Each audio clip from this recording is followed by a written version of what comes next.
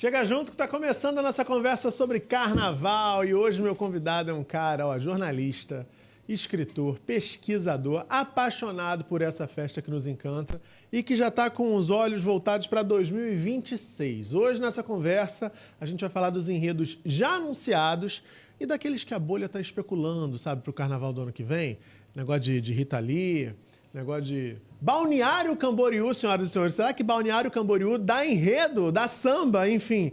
Convidado de hoje é meu amigo Leonardo Bruno. Léo. Fala, Muca. Prazer ter você aqui para essa nossa conversa. Começou, né? 2026 agora tá na rua oficialmente. Rapaz, eles não deixam a gente tirar férias, né? Não tem como. A gente não tem férias, mas, rapaz, acaba um carnaval, a gente já emenda no próximo, mas muito gostoso, né? Esse ano a gente teve o sorteio acontecendo muito cedo, né? Então, assim, um mês depois do desfile das campeãs, a gente já tava com a ordem do ano que vem, né, pronta e os enredos pipocando. Você gostou dessa antecipação do calendário? Eu acho boa, eu acho assim que tem, pra gente, pessoalmente, né, eu acho que a gente precisa de um tempinho também para dar uma, né, ouvir outras coisas, deixar de ouvir samba enredo, ouvir outras coisas, né, dar uma descomprimida, né, assim, ter um período de descompressão. Mas pro carnaval, pensando no carnaval como um todo, é muito bom, porque tem sempre assunto, né?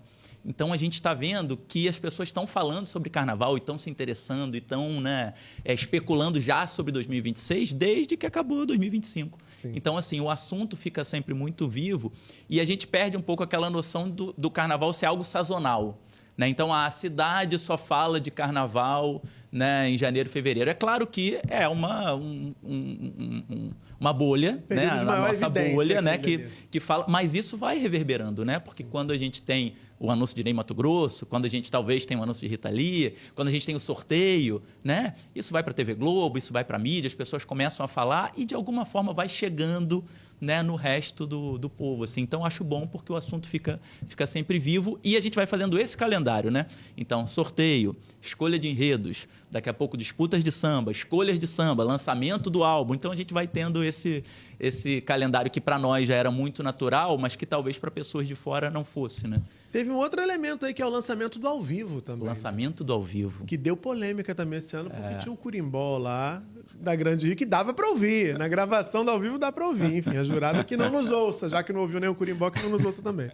Agora, Léo, para se comprometer, dos enredos já anunciados, qual que fez seu olho brilhar especialmente?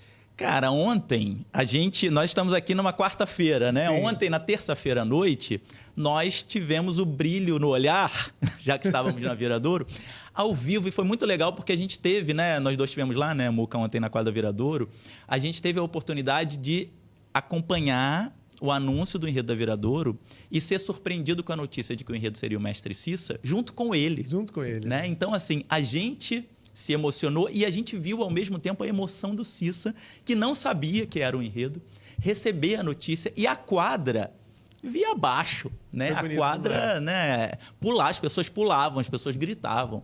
Então, assim, foi muito bonito. Aquele foi um momento muito emocionante, né? Agora, Ney Matogrosso é um enredo espetacular, né? O enredo foi anunciado domingo, na quinta eu tinha visto o filme. Eu vi na quinta também. A gente viu na estreia, então estreou na quinta-feira e a gente foi ao cinema. Então, assim, a gente estava com Ney Matogrosso, né? A gente estava embebido de Ney Matogrosso, né? Tem uma assim, Ney mania rolando aí, né? Eu acho graças a Deus, né? Que bom, né? Graças a Deus. O filme é incrível. Aliás, recomendo muito que vocês assistam. Homem com H. Foi muito bem no primeiro final de semana, mais de 150 mil ingressos vendidos, espectadores, enfim, assistam, porque para quem é torcedor da Imperatriz Leopoldinense, para quem não é também, porque nem Mato Grosso, né? Mas vai logo, gente, porque assim, os filmes estão saindo de cartaz muito rápido, especialmente filme nacional. Então, é legal a gente ir ao cinema, é legal a gente ir ao cinema logo no começo. É um super trabalho do Jesuíta, assim, fiquei muito impressionado com o trabalho dele, né? O Esmir Filho, que é o diretor também, mandou arrebentou. Diretor e roteirista, né? Que ele escreve e dirige o filme. É um filmaço, assim. E para quem gosta de carnaval, para quem está aqui, né, acompanhando esse papo, é uma forma também de já ir entrando um pouco no espírito desse personagem que vai ser a grande estrela do desfile da Imperatriz e uma das maiores estrelas da Avenida no que vem, né? A gente vai ter a oportunidade de aplaudir a homenagem ao Ney Matogrosso. No ano em que ele vai estar fazendo 85 anos. Impressionante. Hoje eu falei com o Leandro cedo. Leandro tá feliz da vida, né? Porque a repercussão... Tarcísio também tá feliz da vida. Os dois sabem. Dois artilheiros que sabem que fizeram um gol, né? Leandro falou assim, tá feliz? Gostou? Eu falei, pô, como não vamos gostar? Ney Matogrosso. Do ponto de vista da imagem, isso vai ser Maravilhoso. Agora, além quero falar um pouco mais do Cissa. A gente tem uma peculiaridade ali, que é o mestre da bateria, responsável por um quesito dos mais importantes de uma escola de samba, eu acho até que o mais importante, sendo enredo. É a primeira vez que isso acontece. Sim. Sim. E o Cissa, que é uma personalidade fundamental, o mais importante mestre de bateria da atualidade, né? O mais celebrado, inclusive, mais consagrado. E a gente vai ter uma experiência que a gente nunca teve, né? Que é exatamente isso. A gente vê alguém no ato da sua função sambística, né? Carnavalesca, né? Regendo sua bateria e, ao mesmo tempo, vendo a sua história contada na avenida. Eu, inclusive, estou preocupado nesse sentido, porque eu fico imaginando como é que o Cissa vai conseguir reger a bateria sob a emoção de estar vendo sua vida passar na avenida. Depois de ontem eu tô sossegado. Eu falei com o Tarcísio, falei com o João Gustavo, falei assim, vocês checaram se o plano de saúde do Cissa está em dia? Porque como é que faz uma surpresa daquela, né? E ele seguiu ali, emocionadíssimo. Mas enfim, emocionadíssimo. É uma brincadeira, mas é um desafio. Para ele vai ser desafiador. Super. Né? E ele tem uma turma ali, né? Tem o Marquinhos, tem o Juan, tem o Romildo, que são os caras que dão o suporte ali para ele. Então é só a Viradouro não vai ter problemas nesse sentido. Agora, aí as curiosidades da noite de ontem, né? A Viradouro levou para o evento uma ambulância e médicos, especialmente porque não sabia como você ia reagir. Então, e tinha noção, tinha razão de ser. Total, tinha noção de que aquele seria um momento que, para um homem de 70 anos, né, seria um momento que ia fazer aquele coração bater muito forte. Então, a Viradouro se preocupou com isso e levou uma ambulância para lá. Aliás, foi feito, Muca, um esquema de guerra para esse anúncio do enredo da Viradouro não vazar. Não vazar. Para fora e especialmente para o Cissa, né? Para dentro. Pessoas só, gente da Viradouro, sabiam do enredo. Exatamente. Só ali, Tarcísio, João Gustavo, os presidentes, enfim, e ficou ali restrito. E eles conseguiram, porque o plano deles era justamente surpreender o Cissa na hora do anúncio, e não só a comunidade e o povo do samba. E eles conseguiram isso. Só que eles tiveram que fazer várias artimanhas para manter essa informação sob sigilo, porque eles fizeram um ensaio de fotos com o Cissa no Sambódromo. Sim. E aí, qual foi a desculpa deles? Qual foi a artimanha deles? A assessoria de imprensa chega para o Cissa, Alice Fernandes, Simone Fernandes, equipe espetacular lá do Muita Mídia, disseram para o Cissa que tinha uma matéria com a Folha de São Paulo, falando sobre baterias e tal, e que ele seria um dos personagens e que queriam fazer um book de fotos com ele no Sambódromo. E levam Tarcísio também, então Tarcísio também faria parte da matéria. E eles fazem 2 horas de foto. E Cissa não aguentava mais, e Cissa perguntando, mas que matéria é essa que pede tanta foto? E eu não aguento mais fazer pose, ia pose para lá, ia pose com apito, ia pose ajoelhado, ia pose com instrumento. E assim, tiraram todas as fotos possíveis para a divulgação do enredo, e já vão aproveitar essas fotos para todo esse período, né? Sim. Só que sem o Cissa saber. Tanto que uma das fotos é o Tarcísio ajoelhado com um apito assim pro Cissa, como se estivesse pedindo o Cissa em casamento, só que não é aliança, é um apito, né?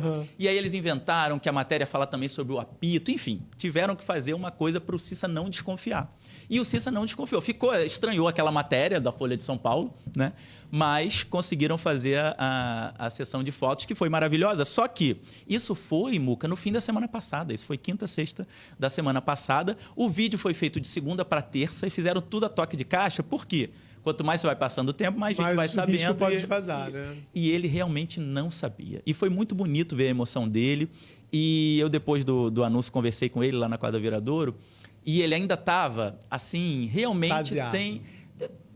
Não dá para você entender o que é ser enredo de uma escola de samba e o que é ser enredo de uma escola de samba, aonde você vai...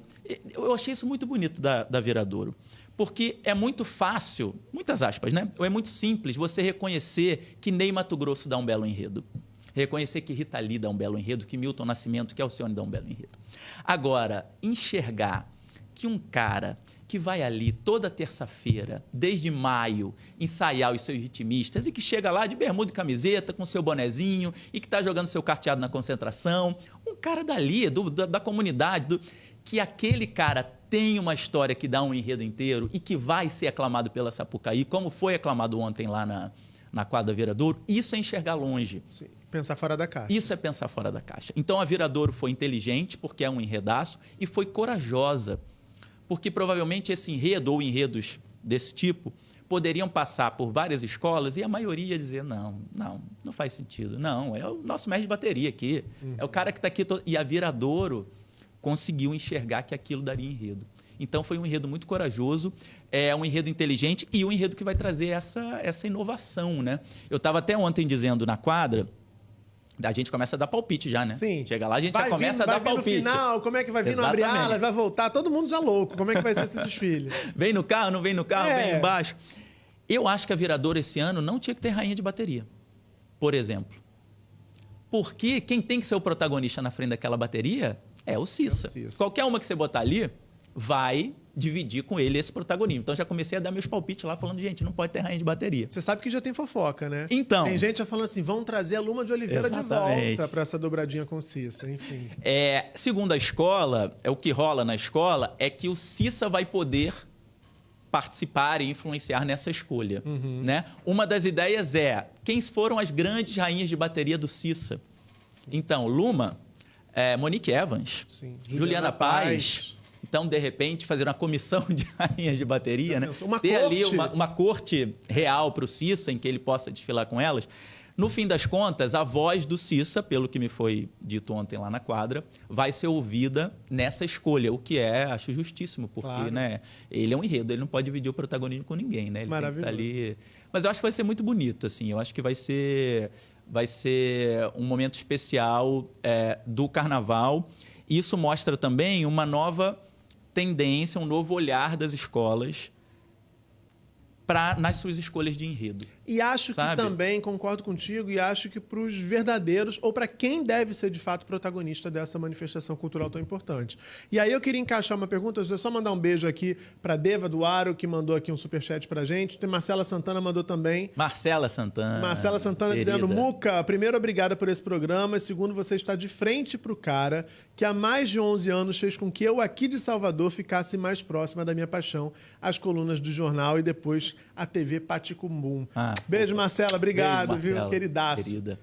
Agora, dando esse protagonismo para os artistas que de fato fazem esse espetáculo acontecer, como você disse, acho que inaugura uma nova etapa da escolha de enredos por parte das escolas de samba. E eu te pergunto, em que medida você acha que a escolha do mestre Cissa está relacionada ao sucesso do enredo do Laíla na Beija-Flor de 25? Perfeito. Acho que tem uma correlação assim, né, muito clara, né? Assim, isso a gente vê na história do Carnaval, né? Na história do Carnaval, quando a gente vê escolas tomando decisões, né, que levam a títulos, que levam a sucessos, que levam a grandes sambas, que levam a sucesso em várias áreas, imediatamente você tem uma repercussão nas outras. Né? Então, eu acho que no ano passado, o título no ano passado, olha aí, já virou nosso ano, né? O futuro já começou. Esse ano, o título da Beija-Flor, com a homenagem à Laíla e a emoção da despedida do Neguinho, que foi outro protagonismo de um personagem daquela pista, daquele asfalto, né? Eu acho que marcou todo mundo. Eu acho que todo mundo enxergou que esses caras, que são os protagonistas, embora muitas vezes não reconhecidos, podem ser os protagonistas reconhecidos. Sim. Esses protagonistas cujas histórias vão ser contadas. E produzem uma emoção na pista que talvez outros homenageados não consigam trazer, né? Você vê... óbvio, gente, pelo amor de Deus, Milton Nascimento gigantesco, genial, maravilhoso, que lindo a gente ter um enredo para o Milton Nascimento. Mas você olha os filhos da Portela, olha os filhos da Beija-Flor, você vê que a emoção era bem diferente, né? A gente já vinha numa tendência muito interessante que tinha um pouco a ver com isso, que era a valorização das meninas de comunidade como rainhas de bateria. Sim. Isso eu já achava um fenômeno de alguns anos para cá, né? Então, hoje a gente tem a Evelyn, a Bianca, né? A Beija-Flor fazendo os seus concursos e renovando esse compromisso de ter as meninas da comunidade à frente da bateria, né? O próprio surgimento da Maiara, né? O fenômeno Maiara, né? Então, assim, a gente já vinha vendo um olhar das escolas para dentro e um olhar das escolas para dentro também nas escolhas dos enredos, à medida em que vinham fazendo muitos enredos de negritude. Sim. E muitos enredos especificamente de religiões de matriz africana. Né? Então, isso já é um olhar para dentro. Né? Só que agora elas estão indo para o microcosmo, né? Para esse olhar para dentro aqui, do seu terreiro. Né? Cara, quem são as minhas estrelas aqui? Então, por exemplo, a gente começou a ver lançamentos de enredos cujos protagonistas eram pessoas da comunidade. Vou citar um exemplo, o enredo do Salgueiro de Corpo Fechado. O lançamento do enredo teve como protagonistas a tia Glorinha, que é a presidente da Ala das Baianas, e o Sid Clay, mestre-sala. Então, no clipe, no vídeo, eles eram os protagonistas. Inclusive na foto da logo do enredo, né? Então, assim, já começou a ter um olhar para essas figuras que são, no fim das contas, as estrelas, né? E o enredo do La Ilha, eu acho que foi uma grande virada de chave. E agora, tendo sucesso com Cissa, eu acho que isso vai ser um ponto importante, assim. Eu acho que isso é uma coisa que faz a gente pensar sobre como a gente olha para essas figuras, né? Para as 12 porta-bandeiras, para os 12 mestres-salas, para os 12 cantores, para os 12 mestres de bateria. Eu acho que isso provoca a gente, no sentido de, cara, a gente está dando valor para essas figuras, a gente dá valor para a Selminha Sorriso, que está ali há 30 anos, né? A gente dá valor para a Lucinha Nobre, para o Julinho e para a Ruth, como eles merecem. Sem falar né? daquelas que passaram. A gente tem a Maria Helena na Imperatriz, né? A Vilma Portela, enfim, né? Grandes nomes que a gente celebra. Eu acho que genial também do time da Viradouro foi, inclusive no vídeo eles falam, celebrar ele que está aqui com a gente, né? Isso, na hora, eu fiquei todo arrepiado, porque é tão bonito. O Brasil tem essa cultura de celebrar só depois que a pessoa não está mais, né? Sim. E a gente celebrar, ver esse cara ali potente. Agora, eu fico curioso. Você acha que vai ter jurado tendo coragem de descontar 10º da bateria do Mestre Cissa, se ele sendo enredo da Viradouro? Aí são os trunfos que cada escola joga, né? Eu acho que esse é um trunfo da Viradouro esse ano. Eu acho que a Viradouro esse ano, ela entra na avenida com trazendo para sua bateria uma aura de enredo, como, por exemplo, quando a gente pensa no Neguinho da Beija-Flor ano passado, naquele ano de homenagens ao Neguinho, muito dificilmente, por exemplo, algum jurado de harmonia ou de samba enredo poderia tirar alguma coisa alegando que o Neguinho da Beija-Flor teria feito. Sim. Né? São anos muito especiais, né? Ano de celebração, né? São anos de celebração. Então, realmente, cada um jogando com as suas armas, né? Agora, muito interessante, a escolha do nome do enredo da Viradouro, né? O primeiro nome que surgiu, obviamente... Eu gosto de convidado que tá um monte de apuração, vocês estão vendo, né? Ele apurou um monte de coisa, vamos embora, tô curioso. Pra Cima Cissa é o nome oficial. Pra Cima Cissa é o nome oficial. Mas o primeiro nome que surgiu, obviamente, era Vai Cissa. Claro. Que foi a marca, né, da escola em anos passados. Sim. Só que aí gerou uma situação que essa era uma marca do Zé Paulo. Zé Paulo, que hoje não está mais na escola. Hoje o puxador é o Vander, e o Vander está muito querido lá. Assim, impressionante como ele está já com pouco tempo, mas já muito à vontade, muito querido pela escola. Então, foi um nome que chegou a pintar, mas que imediatamente viram, cara, não dá, não pode ser essa escolha. Mas é o nome que vem. Sim. Por isso que aí pintou a ideia de, cara, mas tem que ser alguma coisa nessa linha, né? Então, Pra Cima Cissa, né? E muita gente... Eu fiz um vídeo hoje lá no Instagram falando sobre esse enredo e muita gente perguntando, mas que tipo de enredo isso dá? Né? Porque nunca teve, inclusive, né? Então, as pessoas ficam se perguntando. Cara, a vida do Cissa é uma vida carnavalesca, né? Então, eu acho que, assim... Nasceu no Estácio. Fez carreira na Estácio, né? Na São Carlos, e depois na Estácio de Sá. Foi campeão, né, com o Paulo Cé de Vairada. Sim. Então, assim, todos os signos da vida dele, visuais, são signos que a gente conhece. São signos carnavalescos. São signos que nos emocionam. Então, eu acho que tem um caminho aí muito interessante. Inclusive, o Tarcísio, o carnavalesco, Tarcísio Zanon, tem uma história com a Estácio, né? Antes da Viradouro. Ele foi muitos anos da Estácio. Sim. Então, ele tem uma compreensão ele já fez vários leões, por exemplo, nos seus abre-alas, né? E é fácil a gente entender que vai ter leão esse ano na Avenida, na Viradouro, claro. Né? Então, assim, são signos, a gente começa a ir pensando... Eu, vascaíno, a primeira coisa que eu digo tem que ter o Vasco da Gama, porque o Cissa foi o diretor de bateria do fatídico desfile lá do Vasco, em homenagem ao Vasco. Aí lembraram, mas foi do Flamengo também, porque ele estava na Estácio no ano do Flamengo. Então eu falei, tudo bem, então tem o Vasco e o Flamengo lá. Mas assim, são coisas que a gente reconhece, né? Assim, são coisas que a gente tem memória afetiva, que trazem a nossa memória afetiva. O próprio Largo do Estácio, né? Assim, é tudo tão carnavalesco, né? Assim. Não, Tarcísio é um sacana. Teve aqui semana passada, não me deu um spoiler só. Olha aí. Mas a única coisa que ele disse, eu tenho que reconhecer, ele estava certíssimo, ele disse assim, todo mundo vai amar esse enredo. Ele falou, e não só quem é da bolha do samba. E a gente viu que a repercussão foi imediata. Né? Foi. Eu, na hora lá na quadra, eu postei no Twitter, as pessoas já enlouqueceram, outros colegas que cobrem também começaram. E a quadra, a própria resposta da quadra. Mas hoje, no Day After, a gente já começa a ver todo mundo assim, caramba, que ideia genial. Como é que ninguém tinha pensado nisso antes? Enfim, um grande acerto. E o Cissa é muito carismático, né? Sim. Ele é um personagem carismático. Sim. Então, isso ajuda muito o enredo, né? Assim, eu acho que ele dá uma cara para Viradouro, uma cara simpática. É um enredo leve. E aí eu até brinquei isso com o Tarcísio ontem. Eu falei, pô, Tarcísio, vai um ano dar uma respirada, né? Porque ele veio, rapaz, de 3 Malunguinho, espirituais, né? A Robobô e Dambé, Rosa Maria Egipsíaca. O enredo de 2022, que era para ser leve, porque era carnavalesco, mas era o pós-pandemia. Era um enredo que falava sobre pandemia. Então tinha um peso, assim. Falei, ele, ai, graças a Deus, amigo, eu vou dar uma respirada e tal. É um enredo leve, eu acho que é um enredo que, inclusive, vai dar uma nova cara para Viradouro. Né? Assim, vai ser uma Viradouro mais leve. E o Cissa, aí quando eu tava com o Tarcísio, o Cissa chega, e eu falei, aí, né, enfim, abraçamos, aquele cumprimento, aquela festa, né, com o enredo, né, agora festejar um enredo. E eu falei, Cissa, agora, mas tua responsabilidade aumentou, porque agora você é responsável por 80 pontos, né? Aí ele, 80 enredo e bateria. Falei, enredo e bateria. Aí ele olhou pro Tarcísio e falou, olha o que tu me aprontou. Maravilhoso, maravilhoso. Mas vai ser lindo, vai ser muito lindo, bonito. Não tenho dúvida, tô curioso já pra ver. Tô curioso que vem o samba, né? Porque dá pra dar um sambão também. Alô, compositores da Viradouro, me façam um sambão pro homem, pelo amor de Deus. Agora vamos voltar pra Imperatriz, antes da gente ir pros próximos. Ney Matogrosso, camaleônico. De cara, a gente vê, além, claro, da grandiosidade do Ney Matogrosso, além da importância dele na cena cultural brasileira, eu acho que tem uma convergência estética, inclusive, né? Leandro adora uma ala maquiada. Né? Eu já tô pirando com os secos molhados ali, com, né? A galera toda ali. Mas, enfim, como é que você enxerga... Alô, componente da Imperatriz, chegar na concentração 3 da tarde para maquiar. Não vai ser dessa vez, vocês vão se lembrar disso. Mas como é que você percebe, assim, que você enxerga esse Ney sob a ótica do Leandro Vieira? Cara, eu acho um enredaço. Assim, o Leandro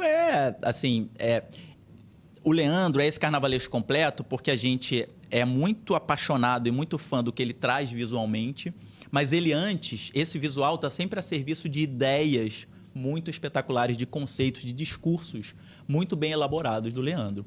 Quando ele escolhe o Ney Matogrosso, né? Óbvio, e aí a gente ainda não tem um enredo, a gente só tem isso. Ney Matogrosso camaleônico, né? A gente não sabe ainda qual vai ser a abordagem. Mas a gente já começa a pensar nesse cara que lutou a vida inteira e luta até hoje pela liberdade, né? Por ser quem ele quer ser, né?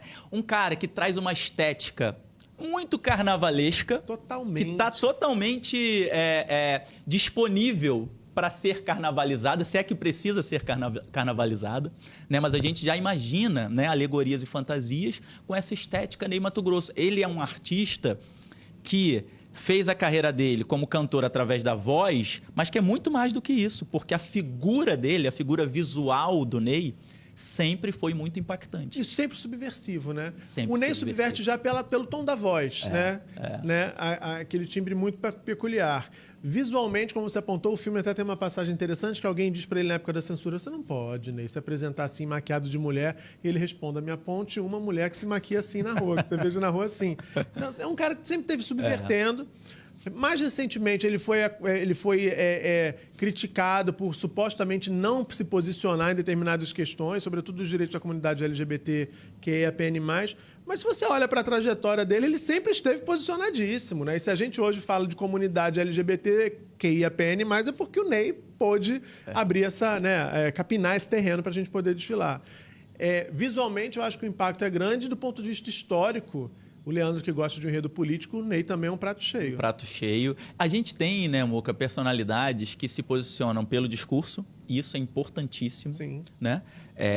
E elas têm que existir, que bom que elas existem, mas a gente tem outras personalidades que se posicionam simplesmente por ser, por estar, da forma como estão no mundo. O Ney, desde o dia 001, está posicionado nesse sentido. Né? A gente viu agora o impacto que a Lady Gaga teve na vida de tantos e tantos jovens e adolescentes, desde quando ela surgiu 15 anos atrás, e que estavam na praia de Copacabana, e eu estava lá também, reverenciando essa mulher porque fez a diferença na vida de tanta gente, com Born This Way, e tantas outras músicas e tantos outros discursos, né?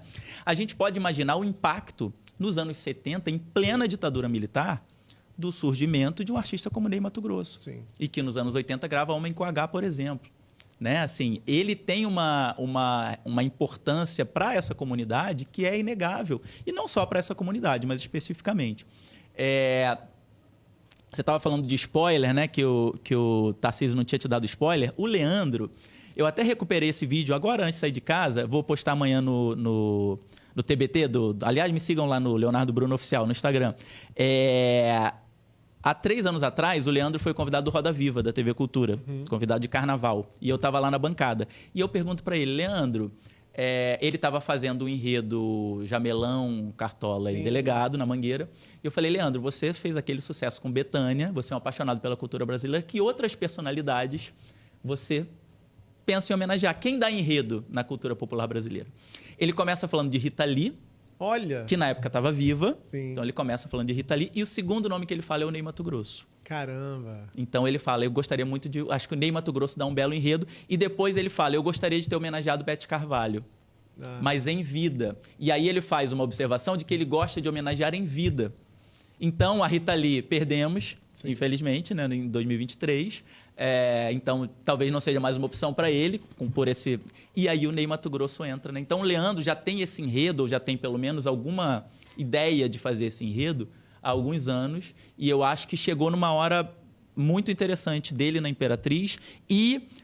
quando a gente olha para os enredos como um todo, né? Nesse refluxo que a gente viu, né? Então, ano passado, a gente teve, no carnaval passado, a gente teve uma discussão muito grande sobre, nossa, muitos enredos afro, muitos enredos... E eu falava sempre, gente, o carnaval a vida vem em ondas, né? O carnaval anda em ciclos, né? Então, a gente vai ter uma quantidade muito grande, depois a gente vai ter um refluxo. E eu acho que esse ano está tendo um refluxo, né? Esse é um comentário que ontem eu já ouvi na Quadra da Viradouro. Olha, estão perdendo força os enredos afro para o próximo ano. Teve até alguém que falou assim, Paulo Barros venceu. Hashtag Paulo Barros venceu. Hashtag Paulo Barros venceu. Mas... você acha que é uma questão de acomodação, na verdade? Eu acho que é exatamente, eu acho que é uma questão de ondas mesmo, de ciclos, né? De períodos, né? Então a gente teve... Porque, na verdade, esses enredos, se você olhar para um enredo Mestre Cissa, ele, num balaio muito grande, ele é um enredo que, afinal, fala de samba, escola de samba o tempo inteiro. Que é uma cultura afro. Então, assim, olhando no grande balaio, né, enredos afro, mas, obviamente, não vai ser um enredo com uma estética afro, ou pelo menos eu não imagino que seja um enredo com uma estética afro.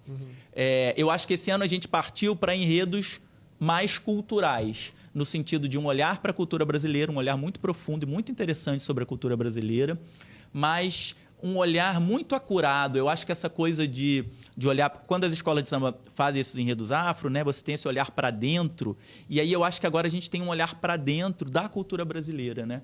Mas, mesmo assim, com pertencimento, com uma possibilidade de os componentes estarem vestindo aquele enredo com orgulho, sabe? Afirmativamente. Afirmativamente. A gente não está falando de Brasília, a gente não está falando de Santa Catarina, ou a gente não está falando desses enredos doidos que pintaram, né, naquela leva de enredos patrocinados, o famoso iogurte, o cabelo, né, aquelas loucuras. São enredos em que o componente veste a fantasia e, de alguma forma, ele se sente representado. Sim. Né? Isso aconteceu muito com os enredos afro e acho que continua acontecendo agora, mesmo abrindo um pouco esse leque de possibilidades. Que, no final das contas, é enriquecedor, né? Porque a diversidade torna tudo muito mais... É maravilhoso. bacana. Tem um Ney Matogrosso passando pela avenida. Ao mesmo tempo que a gente vai ter, na Beija-Flor, o Bembé do Mercado, que é o maior candomblé de rua do mundo, né? Incrível. Queria ouvir João Vitor Araújo, que foi o primeiro, né? Foi o primeiro enredo anunciado para o ano que vem. Eu acho que o do Tuiuti anuncia antes, só que o Tuiuti ainda não, né, decifrou exatamente o que vai ser o enredo dele. Sim. O enredo da Beija-Flor é muito interessante porque a escola de samba, cumprindo esse papel que sempre fez, né, de mostrar o Brasil para o Brasil, né, de apresentar o Brasil para o Brasil. Então, assim, eu me remeti muito a quando a São Carlos fez nos anos 70 o Círio de Nazaré. Né? Assim, que é uma festa gigante, é uma festa absurda. Peraí, só para eu poder recuperar. Você disse eu me diverti muito quando a São Carlos fez nos anos... Não, eu falei me divertir? Eu fiquei tentando aqui pensar. Não, eu me remeti, talvez tenha sido isso. Olha, a gente não tem idade para isso, não. Mas eu me diverti na reedição, tá? Perfeito. Me diverti na reedição. Quando a São Carlos faz o Círio de Nazaré nos anos 70... O Círio de Nazaré era uma festa, e obviamente pela até dificuldade de telecomunicações da época, conhecida por muito pouca gente no Brasil. E já era uma festa que levava, né, uma multidão, né? E você começa a apresentar para outras praças coisas incríveis que acontecem nesse país gigantesco, né? Então, assim, o Bem-Bé do Mercado, esse primeiro candomblé de rua, que é uma festa imensa na Bahia, baiano, né? nós não conhecemos. Sim. Falo por mim, mas acho que falo por muita gente. Assim. Sim, sim. E vamos conhecer a partir do ano que vem. Isso é fantástico, né? Isso e é também uma capacidade que a escola de samba tem de dialogar. Isso eu acho muito interessante. Isso acontece desde o começo dessa história. De dialogar com o Brasil inteiro.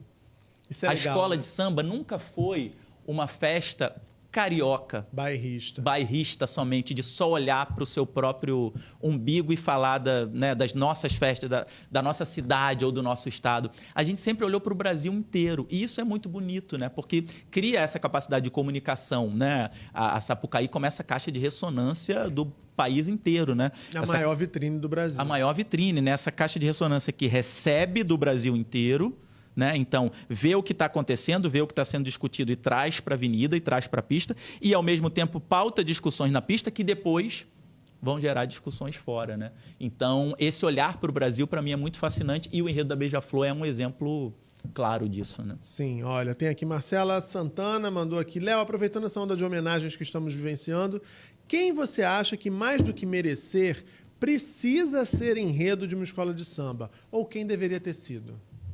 Rapaz, olha, eu, como muito, muito fã da Rita Lee, estou muito empolgado com essa possibilidade, né, como o Muca já falou desde o começo, de Rita Lee ser o enredo da mocidade. Eu sou muito fã da Rita Lee, assim, eu ia a todos os shows dela no Rio, eu sou um fãzão, eu apareço nas gravações de DVD ali, né? Eu sou muito fã dela. Então eu estou muito... A Rita Lee é outra que, assim como o Ney, eu acho que ela é carnaval puro, né? Sim. Eu acho que ela, roqueira, né, a tia do rock, mas ela é carnaval puro. Você sabe que a gente fez um Sem Censura em homenagem à Rita, né? E tem essa parceria. O Ney participou do programa, inclusive. Eles eram muito amigos. Sim. E eles são meio que alma gêmea. O Roberto de Carvalho era guitarrista do Ney quando a Rita conhece. Ele apresentou e tal. Eles são meio que alma gêmeas, né? Os dois subversivos, os dois contestadores, os dois também bandeiras grandiosas por si só, né? Então, acho que estou muito curioso. Agora, a Rita lida pelo Renato Lage. Você acha que a gente pode esperar o quê aí? Cara, eu acho muito legal o Renato dar esse salto no escuro, digamos, porque o Renato não é um carnavalesco que fez muitas homenagens ao longo da carreira, né? Então, me lembra aqui de Vila Lobos, 99. Lá, exatamente, nos anos 90, na Mocidade, e não me vem outra cabeça. E o Renato dialogou pouco com essa cultura pop, apesar de ser um carnavalesco muito pop. O Renato fez a sua cultura pop, né? Sim. O Renato é a cultura pop da nossa geração, né? Sim. Ele era a nossa cultura pop no carnaval. Então, eu acho que é um salto...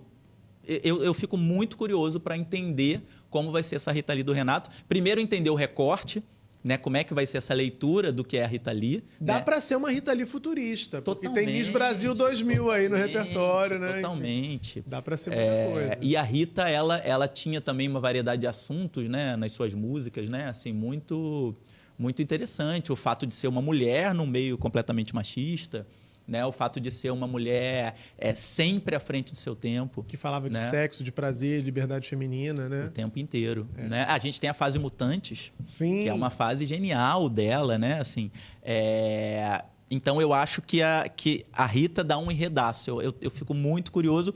Agora, e vai ser interessante também ver Rita e Ney no mesmo ano. Sim. E com estéticas muito diferentes. Tem né? gente que diz, a gente falou aqui logo no começo, que, uma especulação, estamos falando de Rita Lee aqui. Tem gente que hoje já começou a dizer assim, mas eu acho que com o Ney anunciado, talvez a Rita perca força na mocidade. Você acha que é um caminho? É algo a se pensar? Uma coisa influencia tão diretamente a outra? Não, acho que seria uma bobagem se a mocidade estiver pensando mesmo, né? A gente está especulando aqui, né? A mocidade ainda não anunciou. Papo de bolha. A mocidade ainda não anunciou.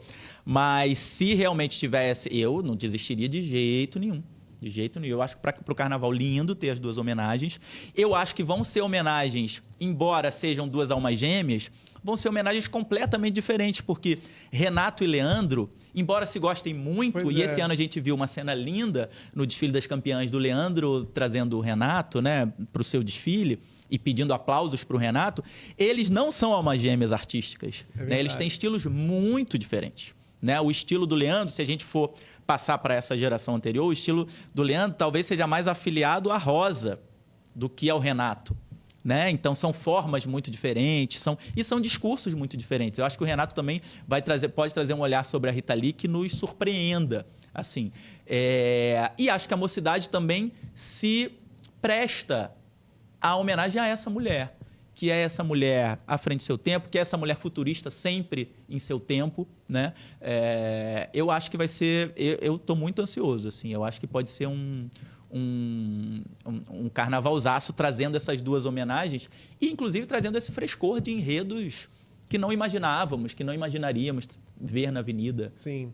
Olha, o Léo estava certíssimo. O Paraíso do Tuiuti foi a primeira escola a anunciar enredo. O enredo é Lonan Ifá Lucumi. É uma vertente religiosa afro-cubana que vem sendo redescoberta no Brasil, Jaque Vasconcelos trazendo essa proposta para 2026. Também aí um enredo de pegada de matriz africana, enfim, com o Tuiuti se consolidando nessa abordagem, com enredos mais densos nos últimos anos. Né? E Jaque um craque de enredos, né? Assim, um craque em trazer propostas interessantes, em tirar da cartola, né, histórias bacanas, né? A gente viu o que aconteceu esse ano com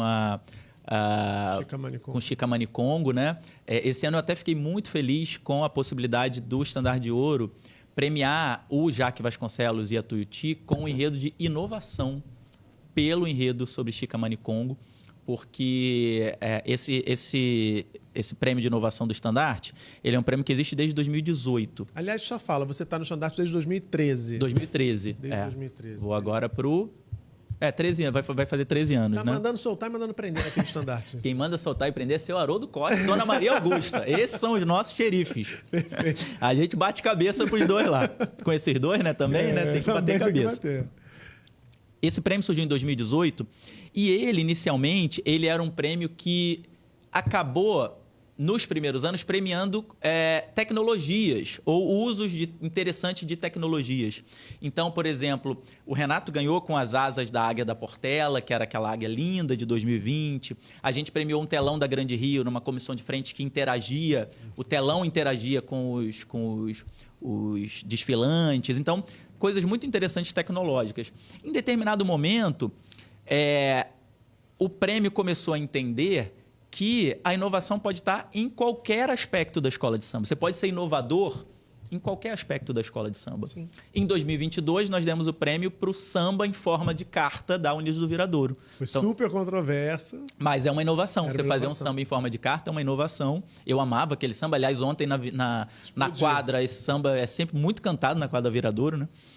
E esse ano a gente entendeu que você trazer um enredo sobre a primeira travesti, uma mulher negra da história do Brasil, documentada, né? Cara, isso é uma inovação, porque nunca houve um enredo no grupo especial cuja temática LGBTQIAPN+, fosse a protagonista. Sim. Nós nunca tivemos isso. Então, era uma inovação. E eu fiquei muito feliz que a gente deu esse prêmio para o Jaque. Aliás, esse ano... prêmio tem anos e anos, né, Muca? Sim. É que nem Oscar, que nem troféu imprensa. Que nem o próprio desfile. Que nem o próprio desfile, né? Agora a gente teve o troféu imprensa também, super... Troféu empresa. Quase isso.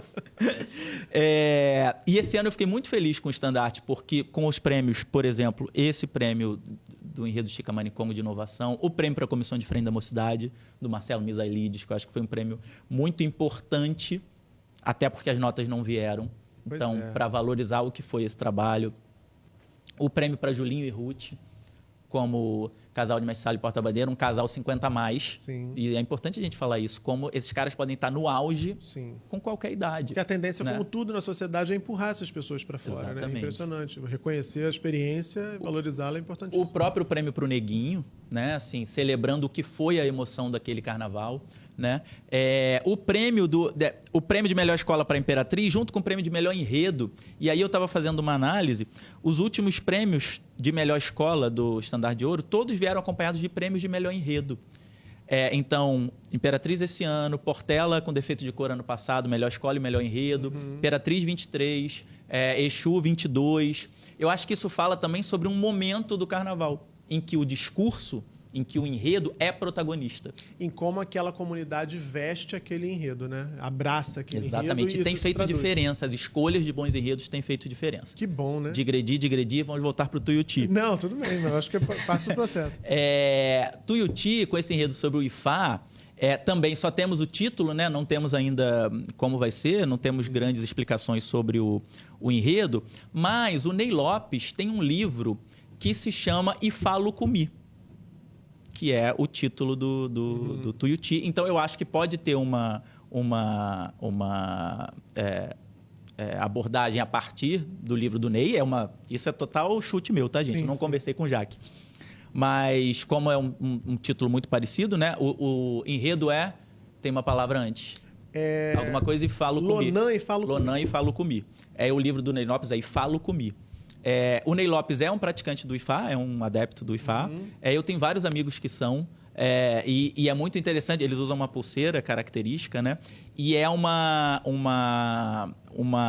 prática religiosa que tem, embora seja de matriz africana, mas tem muitas diferenças do candomblé e da umbanda, que tem signos que a gente já está mais acostumado a ver na avenida. O Ifá é muito misterioso, né? Eu fui entrevistar, tive um dos maiores privilégios da minha vida, eu entrevistei a mãe Hilda do Ilê Aie. Olha... E aí a minha pauta era o Ifá. E aí eu fazia pergunta, mas explica pra gente. E ela dizia, tem coisa que é sagrada. Ela estava com a vozinha bem pequenininha, estava já bem doentinha. Tem coisa que é sagrada, meu filho, não dá para explicar, não. Enfim, é um desafio também. Como é que você conta o que é sagrado e secreto num desfile de escola de samba, né? É bem desafiador. E a religiosidade tem a coisa do mistério, né? Tem a coisa do que se sente e que não necessariamente se vê, né? Exato. Então, como é que você transforma isso em signos visuais, né? Acho como proposta muito interessante. Agora, querendo entender, a Tuiuti já vai divulgar logo a sua sinopse, querendo entender, mas de cara me parece muito interessante. Tem mais uma mensagem aqui. Joyce Souza, sou fã demais de Leonardo, análise perfeita. Tem aqui Beijo, Joyce. Gabi Gutierrez, que presenteou alguém que está nos assistindo agora com uma assinatura aqui do canal. Obrigado, Gabi, um beijo para você. Agora, vamos falar de outro enredo que, na verdade, também não foi anunciado. Grande Rio, Bora e Haddad com o Mangue Beat. A gente está especulando. Antônio Gonzaga. Meu Deus. Antônio Gonzaga. Tô perdido no tempo aqui. Tá 2 meses atrás. 2 meses atrás. Gonzaga com Mangue Beat na Grande Rio. A gente está deduzindo, né, que pode ser pistas isso. Que a própria escola soltou. Exatamente. Mas queria já saber do seu feeling. Acho interessantíssimo, acho um movimento importantíssimo para a história da música popular, né? Vejo esse diálogo com o Brasil, né? Porque se você for pensar só no Rio de Janeiro, talvez esse enredo não pintasse a cabeça. É um enredo muito que tem uma localização geográfica, né, muito marcada no Recife, Pernambuco, né? Em Pernambuco. Então, é esse olhar para o Brasil. Fico muito me perguntando a tradução desse enredo em imagens. Eu também. A estética do Mangue vai vir. Fico muito curioso, porque... E aí tem até um desconhecimento meu. Eu não sou um grande conhecedor e um grande fã do Mangue Beat, mas me causa curiosidade. Qual é a visualidade disso, né? Sim. Como é que isso vai se... A gente pensa logo no caranguejo, né? Sim. No mangue. E na lama. Da lama ao caos. Da lama ao caos. Mas... Fico muito curioso agora. Tomara que seja da lama à apoteose, que não seja da lama ao caos, no caso, né? Claro. E vejo um enredo muito corajoso do Gonzaga. Entendeu? Ele não tocou para o lado ali. Ele não foi na bola de segurança. Sim. Ele não foi na bola de segurança. Seria a bola de segurança, por exemplo? A bola de segurança seria... O que é uma bola de segurança? E aí eu vou falar no ótimo sentido, tá? O enredo da Vila Isabel. Heitor dos Prazeres. O possível, suposto enredo da Vila Isabel, Heitor dos Prazeres. Eu falei, inclusive, de Bora e Haddad, que eu já estava com o Heitor dos Prazeres na cabeça, mas é isso. Estamos supondo que é Heitor dos Prazeres, pelas informações e tal. Cara, é um enredo seguro. Pô, aquele enredo que você fala assim, cara, não tem erro, vai ser lindo, vai emocionar todo mundo, vai dialogar com o sambista, é um enredo cultural de relevância absurda, é um personagem que ninguém tem a menor dúvida de que é um personagem grandioso. No ótimo sentido, como enredo, é a bola de segurança. Fala, cara, aqui não tem erro. Mangue Beach, cara, tem uma ousadia, uma coragem muito, muito forte.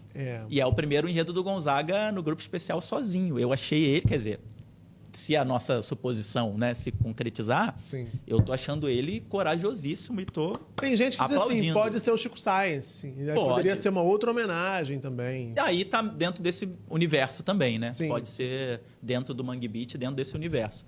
Acho corajosíssimo e me traz muita curiosidade de saber como vai ser essa tradução em imagens. Porque Heitor dos Prazeres, por exemplo, a gente imagina Sim, como vai ser essa tradução de imagens. Pô, já vem um desfile inteiro. Não, a gente faz aqui um desfile inteiro, ruim, mas faz. Né? Faríamos um desfile horrível, mas faríamos. Mas as imagens vêm todas. Mangue Beach, não. Mangue Beach me causa... Vai nos surpreender, certamente. Certamente. Agora, Léo, falamos dos enredos que a gente já tem confirmados e os que estão aí especulados. Tem um que está quicando desde que o carnaval acabou, que é Balneário Camboriú. Ave Maria. Que tá já quicando, passou... ninguém dá um bico pra longe. Dá um bico pra longe, gente. Joga... Tem, gente, cada hora ele tá numa escola. Eu recebo... Eu já ouvi umas 6 que vão fazer. As fontes mandam, e parece que fulano recusou, mas fulano tá pensando, tá na direção de não sei onde. Enfim, queria te ouvir a respeito de Balneário Camboriú. Você acha que diante de todo esse cenário que a gente descreveu aqui, eu acho que a gente vive um momento de, como você chamou a atenção, de protagonismo do enredo, né? Eu acho isso ótimo, inclusive. Um enredo como Balneário Camboriú não soa já datado, não é algo que já passou? A gente já não passou dessa fase no game? É uma outra fase, é um enredo que soa 2010, né? Soa muito, fala, gente, esse enredo... soa mal. Esse enredo, você tem que dar uma cambalhota para ele funcionar, né? Assim, é um enredo que vai ter que fazer o que a Beija-Flor tentou fazer com Maceió no ano passado, por exemplo. Descobrir um rasgonguila que justifique aquele enredo como um enredo interessante, né? Assim, como Balneário Camboriú, é muito difícil a gente enxergar esse enredo como um enredo que faça frente, né? Como discurso, como proposta, como, né, possibilidade estética que agrade o sambista e que renda samba enredo, né? Como Balneário... Agora, tem que enxergar lá o que tem lá em Balneário Camboriú. Eu nunca fui, então... E nunca pesquisei. Então, não sei. Mas é um enredo que soa 2010, assim. É um enredo que parece que não é desse tempo, né? Ao contrário, por exemplo, aí voltando ao Heitor dos Prazeres, né? O Heitor dos Prazeres é um Heitor que dialoga com tudo isso que a gente está falando, né? É um personagem do samba, é um personagem pouquíssimo explorado. Eu lembro do Heitor, cara, e pro tamanho que o Heitor tem, o Heitor, eu me lembro dele ter sido enredo no grupo de acesso da Alegria da Zona Sul há, sei lá, 20 e tantos anos atrás. Nossa. Então, assim, é um personagem que não foi trabalhado, que não foi, né, exposto, teve a exposição de um grupo especial. É um cara que fundou inúmeras escolas de samba. Ele é um personagem único. É o cara que fundou a Portela, a Mangueira, a Vizinha Faladeira, a Deixa Falar. Ele era um cara onipresente. O Heitor estava em tudo. Assim, ele é uma história muito... E o Bório Haddad, o Heitor dos Prazeres, ele teve uma exposição espetacular há uns 2, 3 anos, não me lembro exatamente quando, talvez fim de 2022, no CCBB. Uma exposição imensa, com curadoria do Haroldo Costa e de mais 2 pessoas que me faltam agora, mas certamente o seu Haroldo era um dos curadores. Exposição maravilhosa, com quadros do Heitor, com peças, com muita coisa. E o Bório Haddad, eles fizeram para a exposição a obra que estava no vão central do CCBB, uma obra linda, linda, linda. Então, eles já estão também namorando Heitor dos Prazeres há algum tempo, assim, tem essa relação. E aí você pensa, pô, mas é o cara que fundou a Portela, a Mangueira, a Vizinha, Deixa Falar, e a Vila, nessa história? Por que esse enredo tem a ver com a Vila? O Heitor foi parceiro do Noel Rosa. Olha... Se você... o Perro Apaixonado. Um perro apaixonado que vivia só cantando por causa de uma colombina. Acabou chorando, acabou chorando. É uma parceria de Heitor dos Prazeres e Noel Rosa. Então, assim, tem um feat. Então, eles procuram muito isso também. O Bório Haddad, eles estão sempre procurando como esse enredo tem conexão com essa escola. Então, a gente vai voltar lá em Joãozinho da Goméia, de Caxias. Sim. A gente vai em Estamira, que estava no enredo de Exu, parte de Estamira. Então, a gente Zeca Pagodinho, na Grande Rio. A gente vai, né, sempre ver isso na obra deles o tempo inteiro. Então, eu acho que aí tem um caminho também dessa relação do Heitor com o Noel, que possivelmente é um dos pontos de partida assim, dessa relação que eles vão construir do Heitor com a Vila. Vou fazer uma coisa que geralmente eu não faço, tá? Mas semana que vem são grandes as chances, torçam, de termos Bora e Haddad aqui no Chegar Junto, já comentando, se tudo se confirmar, Heitor dos Prazeres como enredo da Vila Isabel para 2026. Vamos ver. Ou desmentindo metade desse programa, Ou desmentindo, né? Gente, vocês piraram, a gente vai falar de outra coisa, vocês estão doidos? Enfim, torçam pelas presenças de Bora e Haddad, dois queridos. Gabi Gutierrez disse, estou amando conhecer mais o Carnaval com Chega Junto. Obrigada por mostrar os caminhos que levam até o espetáculo encantador que é o desfile. Obrigado, Gabi, que bom que você está curtindo. Falamos de enredos, agora sim, fechamos esse capítulo. Vou voltar num tópico aqui que já passou na nossa conversa. 2 tópicos, estandarte de ouro e comissão de frente. A comissão de 2025, premiada com o estandarte de ouro, foi a Comissão da Mocidade Independente de Padre Miguel, minha mocidade, que rompeu com uma tradição que tem se consolidado nos últimos anos, que é a tradição do trambolhão, aquele elemento cênico gigantesco sobre o qual os componentes acabam se apresentando e muitas vezes se escondendo também. Sim. Há 2 semanas o Leandro Vieira esteve aqui e ele fez uma leitura crítica dessa tendência, porque ele disse que se a gente não parar agora para rever a comissão de frente, o futuro é que esse se torne um quesito meramente alegórico, porque ele acha que os componentes, os dançarinos, estão perdendo protagonismo nas comissões de frente. No estandarte esse ano, foi esse o entendimento de vocês ao premiar a mocidade que abriu mão desse trambolhão? Sim, esse foi um fator importante. Claro que não bastava ir na contramão e trazer tinha que ser uma comissão excelente, e foi uma comissão excelente, né? Esse não era o único trunfo da comissão do Misailides, no entender do júri. Era uma comissão que trazia inovação, que trazia uma coreografia bem feita, que apresentava a escola, que tinha a cara da mocidade, que explicava o enredo, tinha todas as boas características, e além disso, trazia uma proposta que quase questionava o que é o quesito hoje, né? E aí, se a gente pensar um pouco sobre essa questão do tamanho dos tripés, que é uma questão que todo mundo fala, todo mundo discute, todos os carnavalescos, coreógrafos de comissão de frente e sambistas, está todo mundo pensando sobre isso, mas a gente esbarra num problema. O júri, ano após ano, demonstra que quer os trambolhos. Então, esse ano... Que frase linda, né?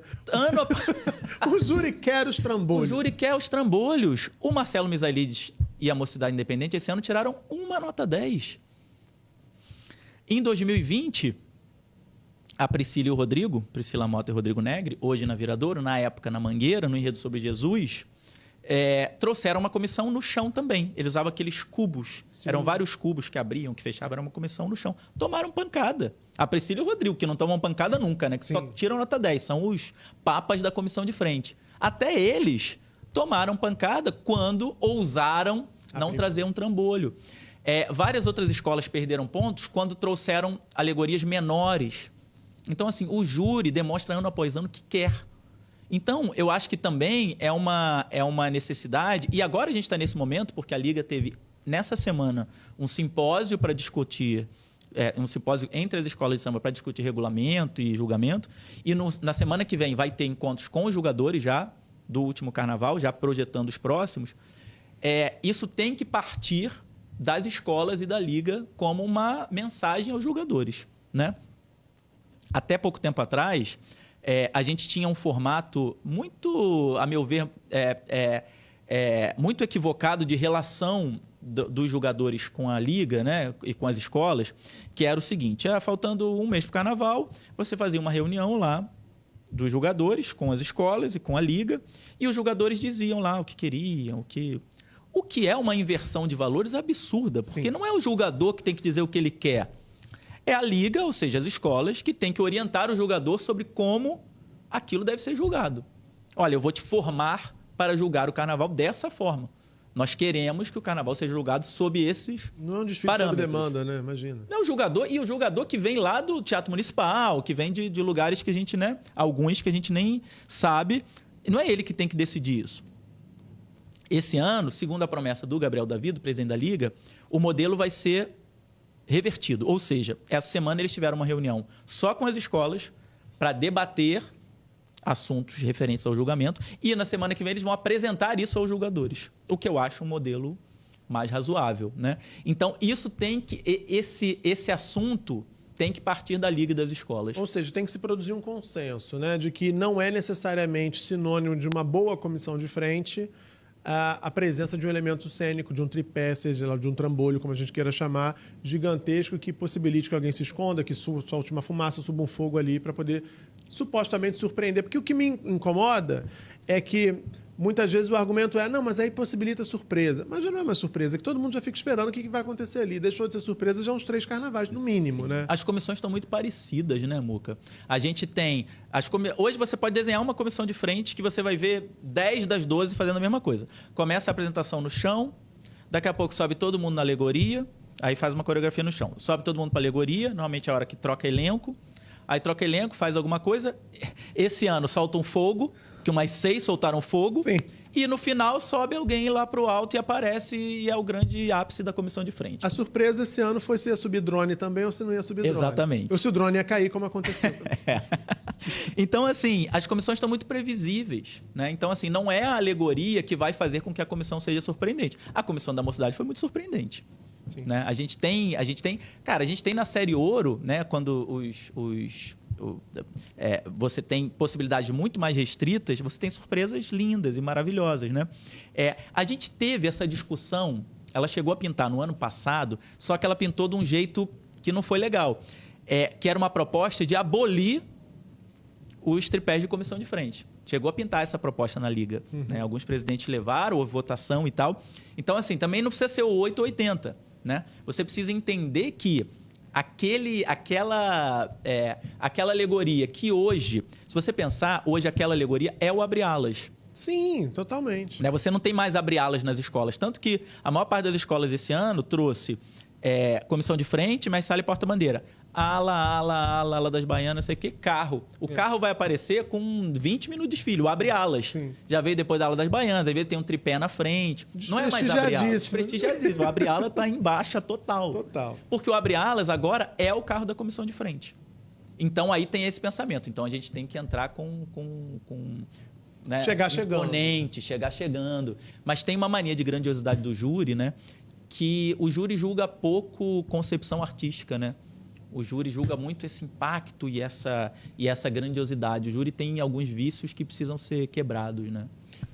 E tem mudança, né? Ontem a gente teve a notícia de que é o fim da nota de descarte, mais julgadores, enfim. O que você achou dessa inovação já para 26? São propostas que o Gabriel está trazendo que ainda vão ser votadas, né, na Liga, né? Então, fim do descarte.